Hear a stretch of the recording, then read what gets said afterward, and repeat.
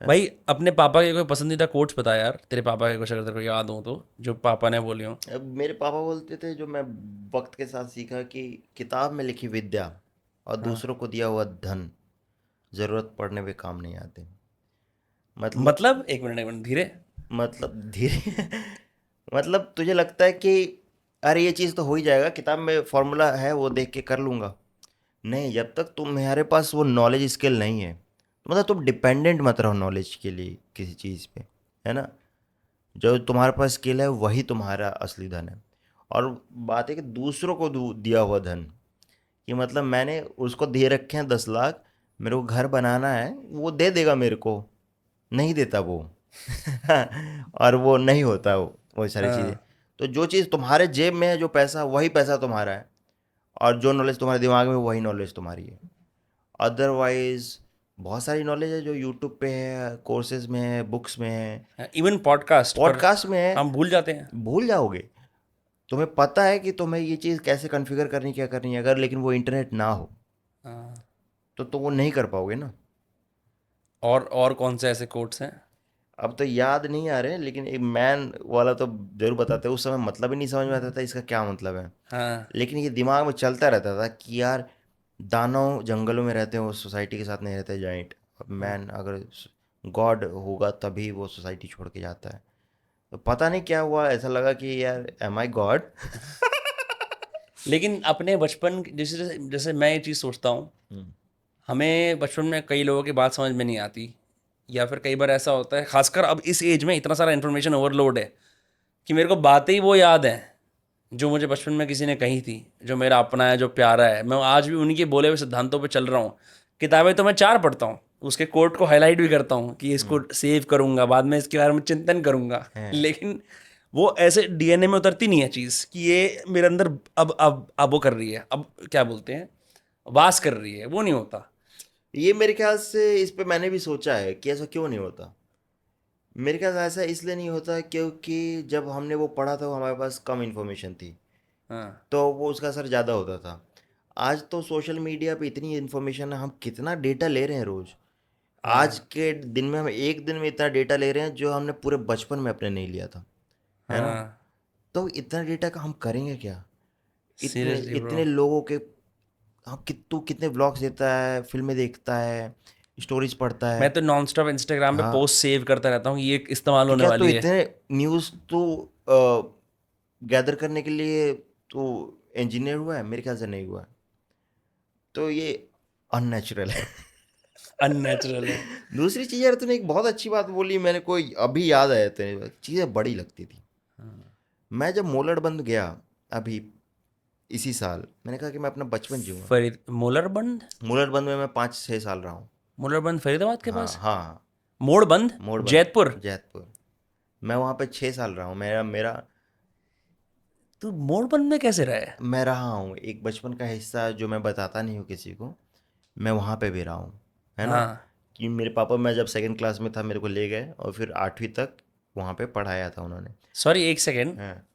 Context के लिए लोगों लोगों को बताना ज़रूरी है कि मोड़बंद क्या है। मोड़बंद एक ऐसा अजीब सा इलाका है जो ना अपने आप को दिल्ली मानता है, ना फरीदाबाद, ना नोएडा। है क्योंकि वो तीनों के ही गढ़ में आता है कहीं ना कहीं। है।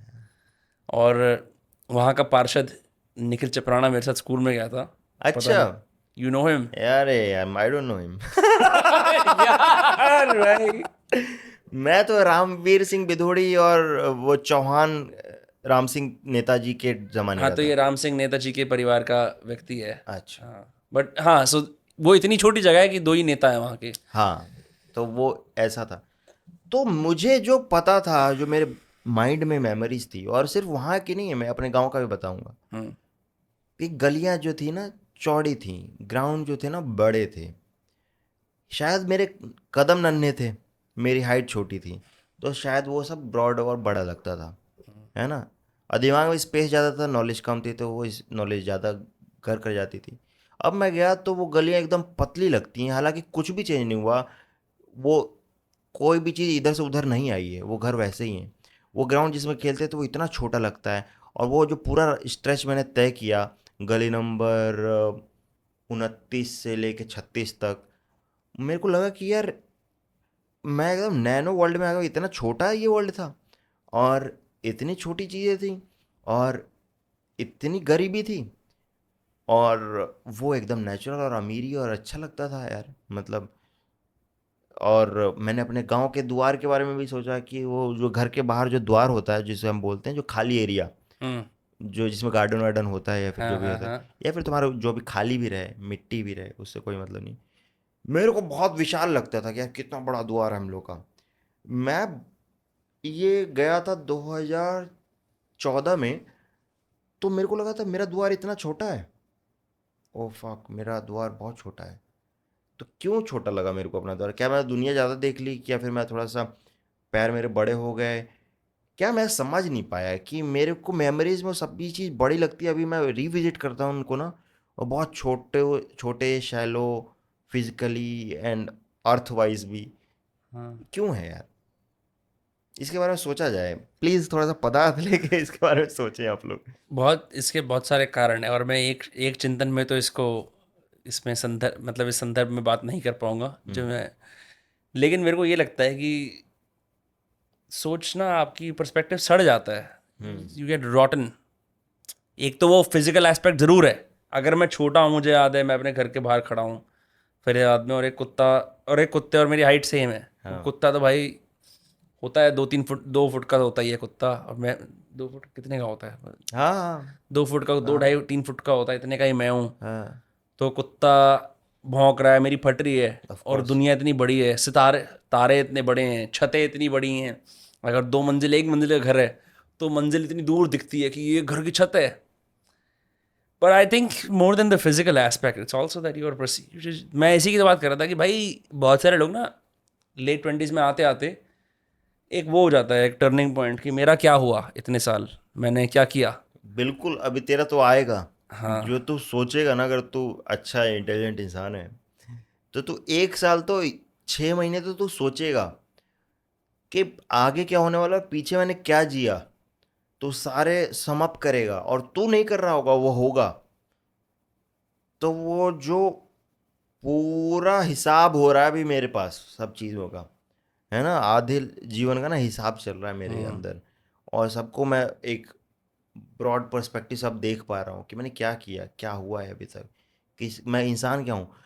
पहले तुम्हारे अंदर याद है, जब तुम छोटे 15-20 साल के थे, तो तुम्हें अचानक से याद है कि अब मैं 15 साल पहले की चीज़ें सोच सकता हूँ। पहले ये नहीं था, पहले 5 साल पहले की चीज़ें सोच सकता था। करेक्ट करेक्ट अब मेरी करेक्ट। मेमोरी इतनी बड़ी हो गई, मैं 15 साल पहले, ओ आई एम ओल्ड।